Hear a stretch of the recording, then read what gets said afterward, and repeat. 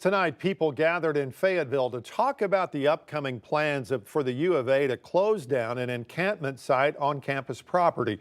The group Fayetteville Strong gathered on College Avenue to talk about those plans. The 19th Street unhoused community is right in between Seven Hills and New Beginnings, where many get resources like meals and take showers. For the last 2 weeks, University of Arkansas, which owns that property, has issued notices to vacate encampments, saying they've become a safety concern with frequent reports of crime. We caught up with one person at tonight's event. I think people want to not see houseless people, but they're out here, and whether you find it taboo or not, they're just, they just fell in hard times and need a little bit of help.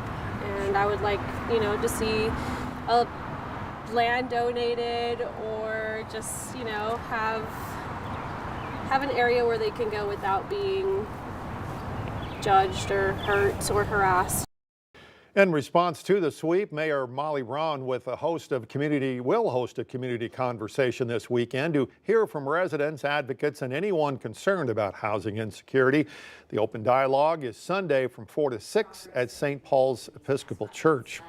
President Trump's big, beautiful bill has made its way to the Senate. If it is approved, that could mean big changes in financial aid for students all across the country. The House has already passed the bill that outlines large spending cuts. If that bill passes in the Senate, student aid availability could look very different for the next academic year. The bill calls for major cuts to student aid, eliminating the federal Supplemental Educational Opportunity Grant and programs that support low-income and first-generation college students. It will also eliminate subsidized Stafford loans for undergraduate students, meaning only subsidized loans will be available and interest will start accruing while students are still enrolled. Now, the National Association of Student Financial Aid Administrators releasing an article or a statement saying that, quote, they oppose cuts to essential student and programs that have been proven to reduce dropout rates and improve student persistence and academic success. Now, the amount of money awarded in the Pell Grant would also drop, and eligibility would change. It would require students to take at least 15 credit hours per semester rather than the 12 right now. Lawmakers back in action this week, reviewing the proposed rule to make Healthy Moms, Healthy Babies Act actually work in Arkansas. Rebecca Brown breaks down the rules driving this effort. Every woman and child that doesn't end up sick or dead because of what we do here is a win in my mind. Wednesday marked the start of putting one of Governor Sarah Sanders' top priorities into action. The Healthy Moms, Healthy Babies initiative, signed into law as Act 124, is now in motion. There are roughly 32 to 35,000 births in the state of Arkansas annually.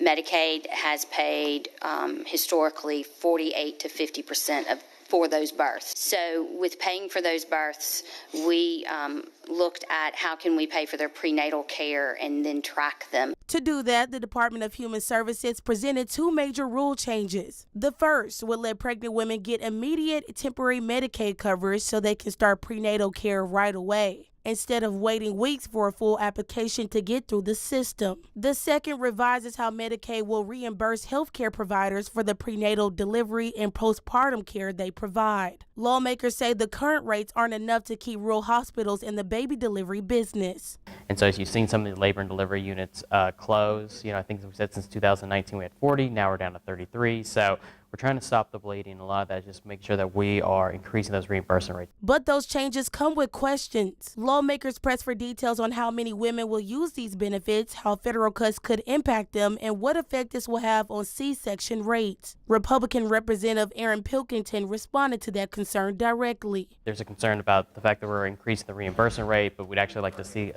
lower amount of C-sections, not more C-sections, because they're a more complicated procedure. It's a very delicate issue. To tackle that, the law also calls for blood pressure monitoring and continuous glucose monitoring for at-risk mothers. And DHS says these rules aren't just about coverage, they're about data. To really know what our issues are, because we don't have good data on pregnant women going to the doctor and how many different types of clinicians or they're seeing during their pregnancy or where they are delivering. At the Capitol, Rebecca Brown, TV11 News. Meanwhile, Arkansas Governor Sarah Huckabee Sanders and her administration taking a major focus to the great outdoors. It's centered on a program that allows schools to offer curriculum through the Outdoor Education Pilot Program. Provides a pathway for students wanting to grow their knowledge in this field.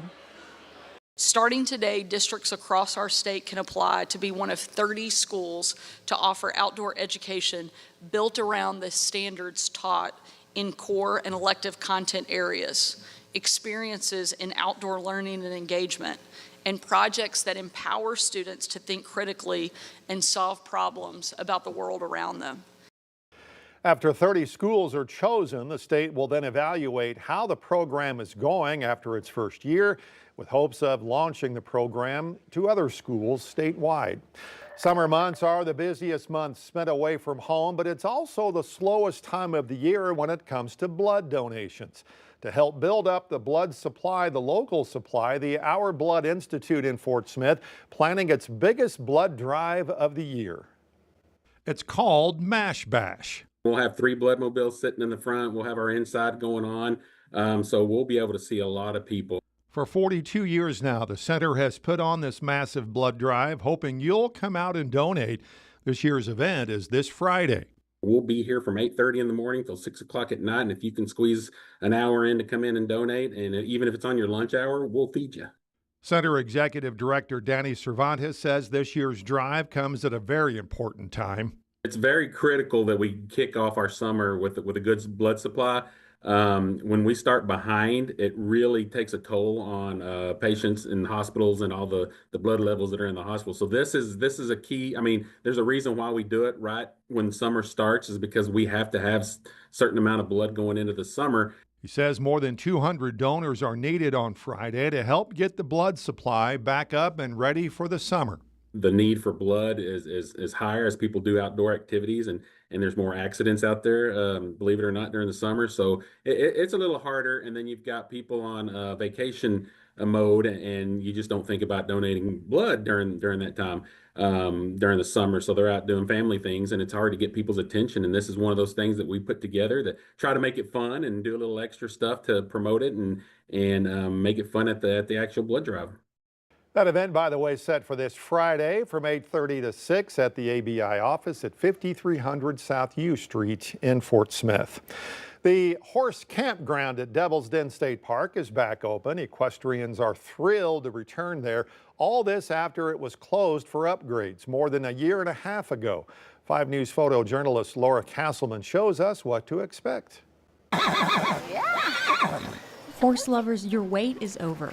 Community members and equestrian enthusiasts gathered at the Devil's Den Horse Campground Wednesday to celebrate the reopening of the horse campground with an upgraded experience.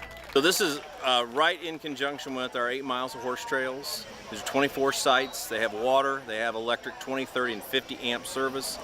And there's a full service bathhouse to my right, and also that beautiful pavilion. The park has been around for more than 50 years, and its age plays a major role in the improved design.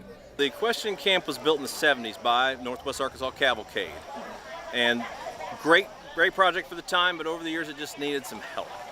And that help means getting it up to standards. The Devil's Den Horse Campground has sat empty for over a year and a half, but now with new renovations, especially electrical and places for people to park their trailers and water, this is a haven for equestrians alike. We know now that the state is serious about keeping equines and equine activity strong in the state. Cynthia Edmondson, president of the Northwest Arkansas Cavalcade Club, says that this is just the tip of the iceberg. We could start seeing endurance riders come in here, and just, this opens the door and opens the path to have all kinds of people coming in and utilizing this beautiful facility. Joyce Taylor traveled from Little Rock. I've heard of Devil's Den, all my life, and then just being a rider, I knew that there were trails here, and have always wanted to come, heard people talk about it, but with the new renovations, it was time to come. And she likes what the new campground has to offer. From driving in, the road was so gorgeous, and then getting here and seeing the campground, it is pristine, clean, everything looks new. Whether you're a cowboy, cowgirl, mule, or horse, the campground now has everything you need to hit the trails. The horse camp was built back in the days when there were tents and little bitty 2-horse trailers. And, you know, we have much bigger living quarters now. In West Fork, covering news where you live, Laura Castleman, 5 News. City of Fort Smith is responding to concerns about fiberglass irritation from the grates around the main pool at Creekmore Park. Parks and Rec says while fiberglass is standard, it can wear down and flake over time. Tomorrow, staff will pressure wash the area, then apply a protective sealer while the pool is closed. Pool will be back open on Saturday. Long term, the city says it plans to replace all fiberglass grates with plastic alternatives over the winter.